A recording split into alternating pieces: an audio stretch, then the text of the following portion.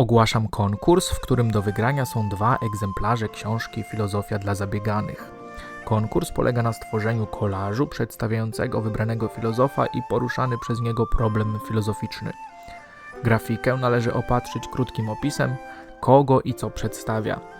Na Wasze prace czekam do 10 grudnia. Prace można wysyłać na adres mailowy podany w opisie.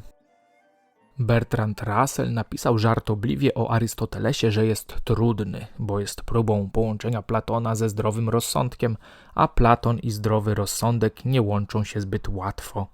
Arystoteles był myślicielem wszechstronnym. Pisał o logice, ontologii, etyce, polityce, sztuce, zajmował się też naukami przyrodniczymi.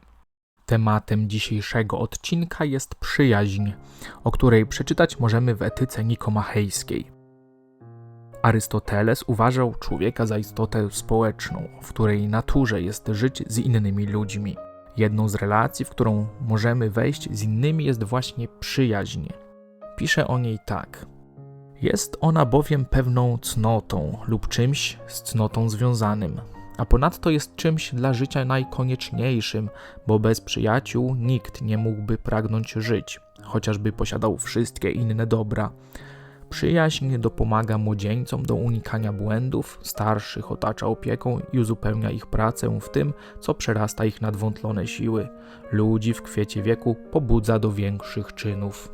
Stagiryta pisze dalej. Ci, co nawzajem są sobie przyjaciółmi, życzą sobie nawzajem dobrze i czynią to ze względu na to, co jest powodem ich przyjaźni.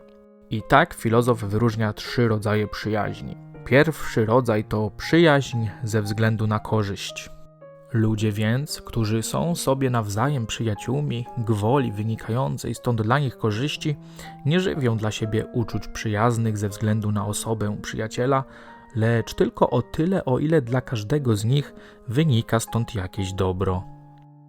Tacy przyjaciele wcale z sobą nie współżyją, a czasem nawet nie są sobie nawzajem mili. Nie odczuwają więc wcale braku wzajemnych z sobą stosunków, jeśli nie mają z siebie nawzajem żadnego pożytku.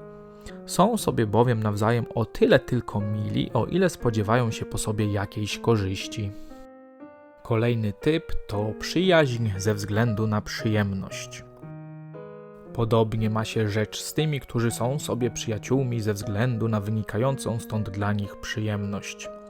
Nie za to bowiem lubią na przykład ludzi gładkich i dowcipnych, że ci posiadają pewne cechy charakteru, lecz za to, że sprawiają im przyjemność.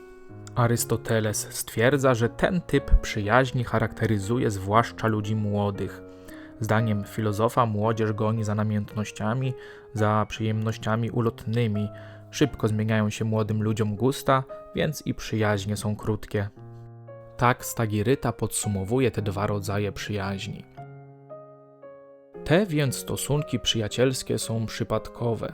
Osobnik bowiem kochany jest tu kochany nie ze względu na to, że jest tym, kim jest, lecz ze względu na to, że bądź przysparza jakiegoś dobra, bądź sprawia przyjemność. To też przyjaźni tego rodzaju łatwo ulegają zerwaniu, jeśli ludzie, między którymi zachodzą, nie pozostają takimi samymi, jak byli. Bo gdy przestają być przyjemni lub pożyteczni, to tracą miłość. Ostatni rodzaj przyjaźni to przyjaźń doskonała.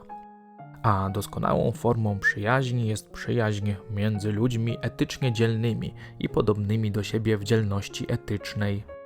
Arystoteles definiował dzielność etyczną jako trwałą dyspozycję, czyli postawę polegającą na zachowaniu właściwej we wszystkim miary, którą z reguły wyznacza tzw. złoty środek.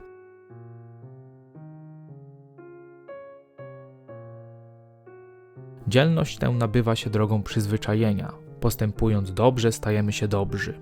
Ta ostatnia, zdaniem Arystotelesa, najlepsza z przyjaźni, również przynosi korzyści i przyjemności.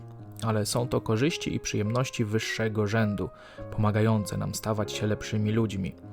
Jest to przyjaźń, którą możemy określić przyjaźnią pokrewnych sobie dusz.